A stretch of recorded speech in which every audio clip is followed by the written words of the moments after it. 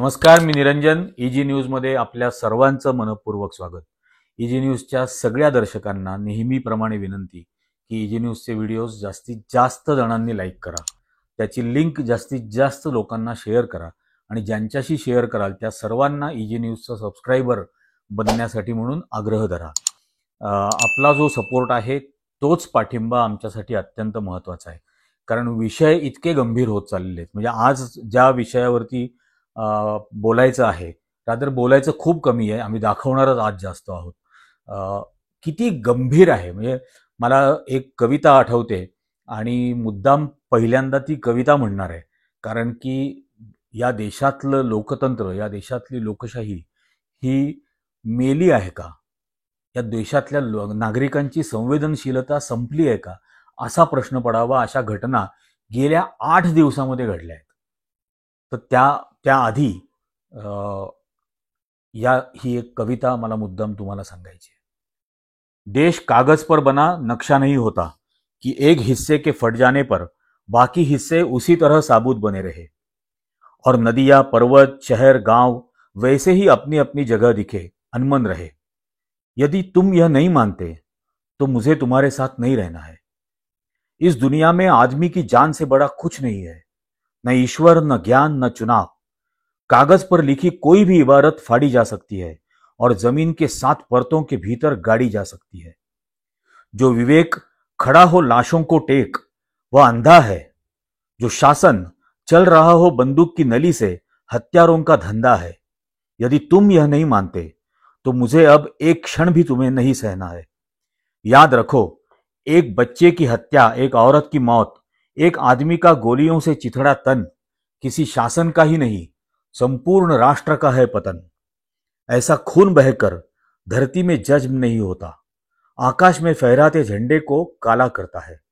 जिस धरती पर फौजी बूटों के निशान हो और उन पर लाशें गिर रही हो, वह धरती अगर तुम्हारे खून में आग बनकर नहीं दौड़ती तो समझ लो तुम बंजर हो गए हो. तुम्हें यहां सांस लेने तक का अधिकार नहीं है. तुम्हारे लिए नहीं रहा है अब यह संसार. आखिरी बात बिल्कुल साफ, किसी हत्यारे को कभी मत करो माफ, चाहे वो तुम्हारा यार या धर्म का ठेकेदार, चाहे लोकतंत्र का स्वयं घोषित चौकीदार, कभी माफ मत करो. ही कविता मुद्दाम सगळ्या दर्शकांसाठी म्हणून वाचलेली आहे. आपण महाराष्ट्रामध्ये गेल्या काही दिवसांमध्ये अत्यंत भयंकर घटना बघितल्या. बदलापूरला शाळेमध्ये जाणाऱ्या लहानग्या मुलींबरोबर झालेला एक अत्यंत निंदनीय, गलिच्छ, जघन्य अपराध. त्यातही आरोपीला वाचवण्याचा किती कसोशीने सरकारने प्रयत्न केला.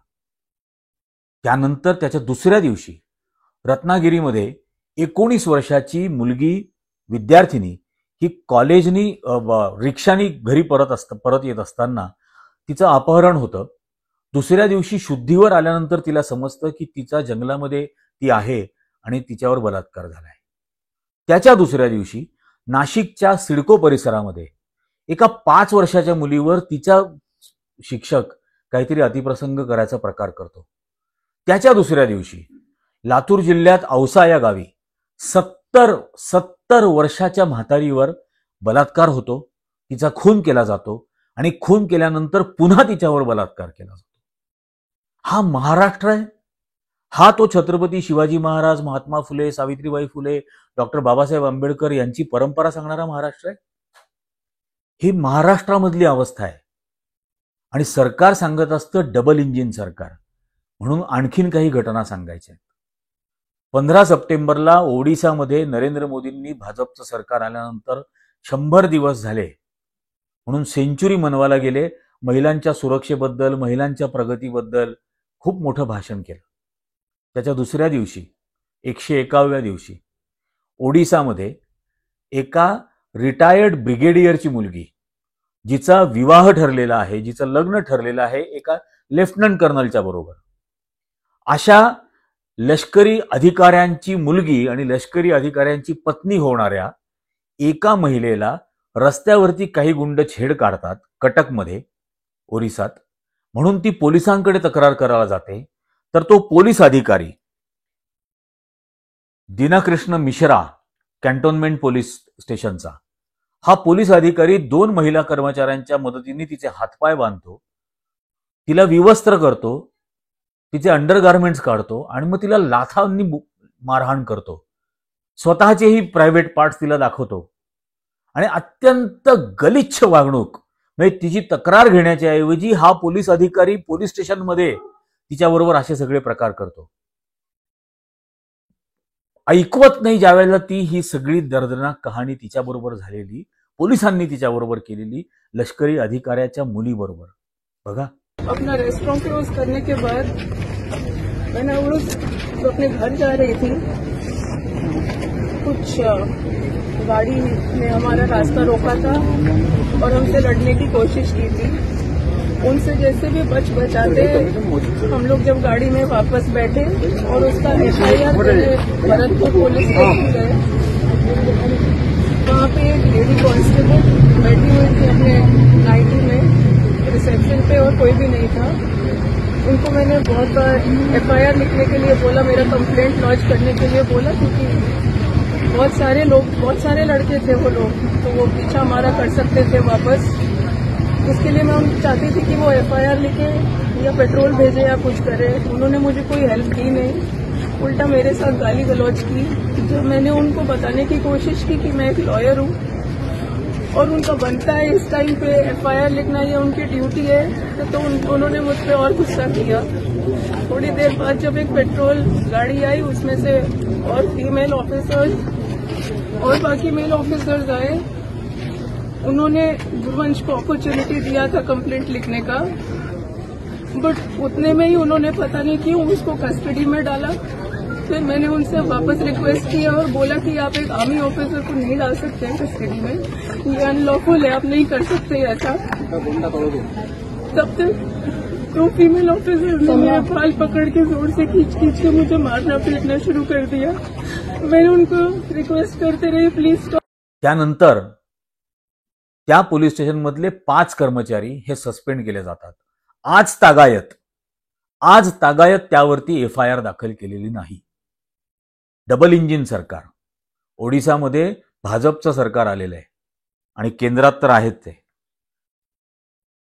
16 महिन्यापूर्वी मणिपूरमध्ये काय झालं आपण सगळ्यांनी बघितलं.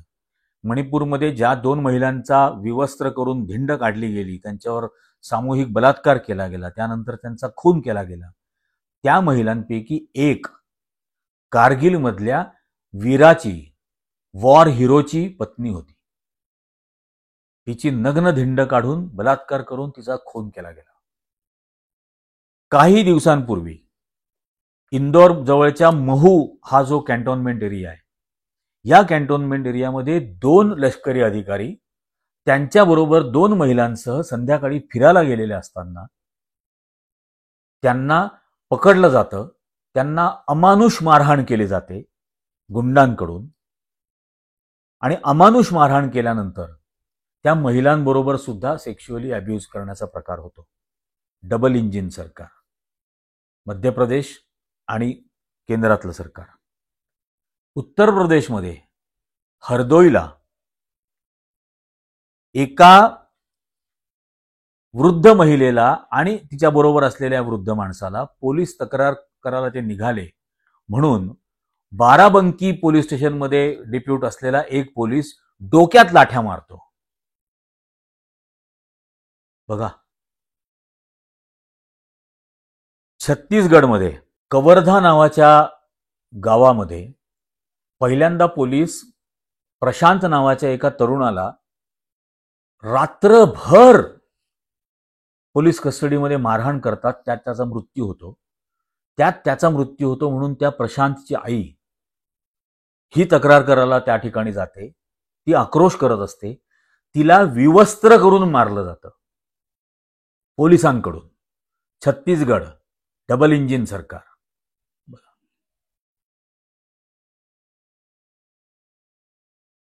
उत्तर प्रदेशमध्ये गोरखपूरला एक पोलीस अधिकारी ज्याचं नाव शहापूर थानाचा, ज्याचं नाव दुर्गेश शुक्ला हे आहे, तो एका दलित महिलेला तिच्या घरात घुसून तिच्यावरती अतिप्रसंग करायचा प्रकार करतो, प्रयत्न करतो. या सगळ्या या आठवड्यामध्ये घडलेल्या घटना आहेत. आणखीन एक मथुरेमधल्या GLA युनिव्हर्सिटीचा एका म्हणजे विद्यार्थिनींचा हा व्हिडिओ आहे. त्या महिलांच्या हॉस्टेलमध्ये कीर्ती सेंगर नावाच्या विद्यार्थिनीच्या खोलीमध्ये घुसून तिला मारहाण करण्यात येते. बाहेर असलेल्या तिच्या मैत्रिणी आत घुसाचा प्रयत्न करत असतात. त्यांचा तो दरवाजा लाथाडून बंद केला जातो. उत्तर प्रदेशमध्ये मथुरेला. त्यानंतर उत्तर प्रदेशमध्येच एक रेप अॅक्युज्ड ज्याला बलात्काराच्या गुन्ह्यामध्ये अटक झाली, त्यानंतर त्याचा जामीन होतो. जामिनावरती सुटल्यानंतर तो सरळ त्या पीडितेला गोळ्या घालून ठार करतो.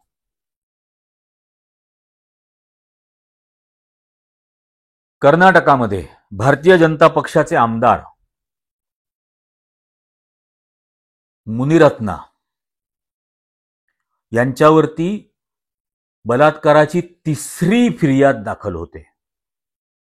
ते अजूनही मोकळे आहेत, त्यांना अटक होत नाही. 3री फिर्याद. याआधी लोकसभा निवडणुकीच्या वेळेला आपण बघितलंच, 3700 व्हिडिओ रेकॉर्ड करणारा अशा अतिप्रसंगांचे त्याला भारतीय जनता पक्षातर्फे सहकारी उमेदवार म्हणून तिकीट दिलं जातं.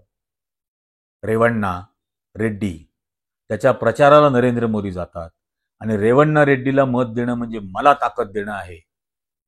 3750 बलात्कार करणारा.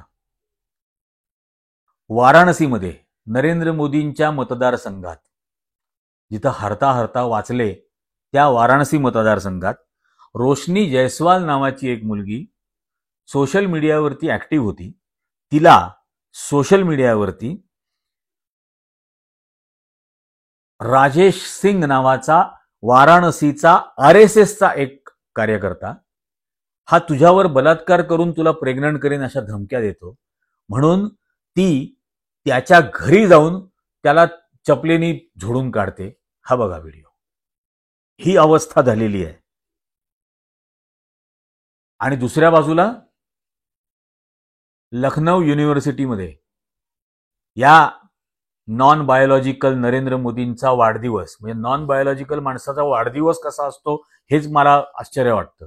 जर नॉन बायोलॉजिकल आहे तर एक तर डाउनलोड करून घेतला असेल, डाउनलोड केल्याचा वाढदिवस, पण त्याचा वाढदिवस लखनौ युनिव्हर्सिटीमध्ये उत्तर प्रदेशची राज्यपाल आनंदीबेन पटेल आणि लखनौ युनिव्हर्सिटीची व्हाईस चान्सलर आणि स्टाफ युनिव्हर्सिटीचा हा मोदींचा फोटो लावून त्याच्यासमोर आरती म्हणतायत.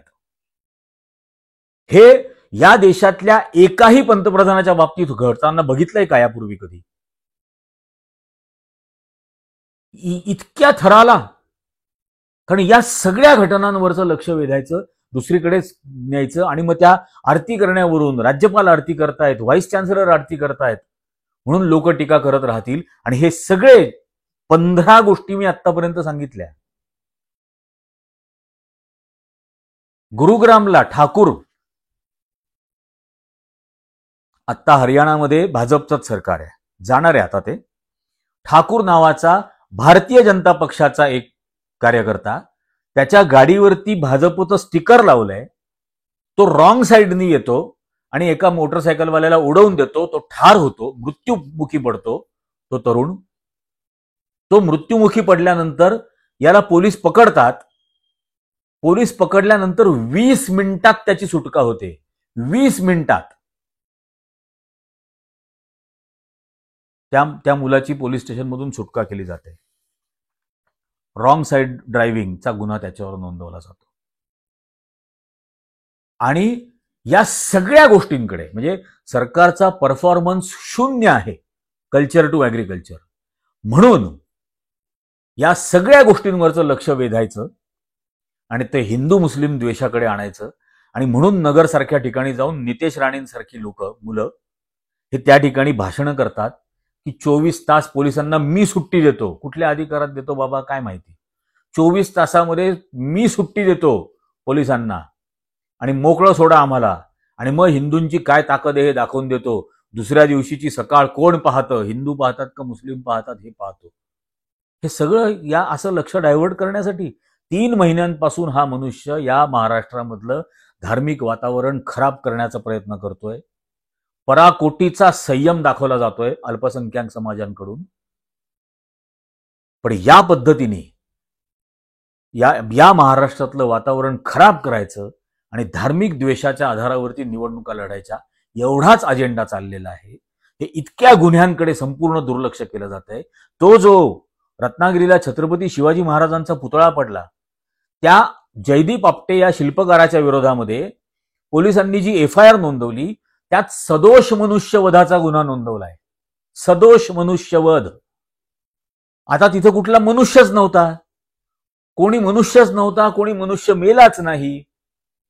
त्यामुळे जयदीप आपटे हा सुटावा, त्याची सुटका व्हावी म्हणून जाणीवपूर्वक असा एफआयआर नोंदवला जातोय. याची लाज वाटायला पाहिजे या महाराष्ट्राच्या गृहमंत्र्याला की या राज्याचं वातावरण किती कलुषित केलं जातंय. ही कुठेतरी शरम वाटायला हवी. हे सगळं बघा आणि मग सांगा तुमचं मन हदरून जातंय की नाही.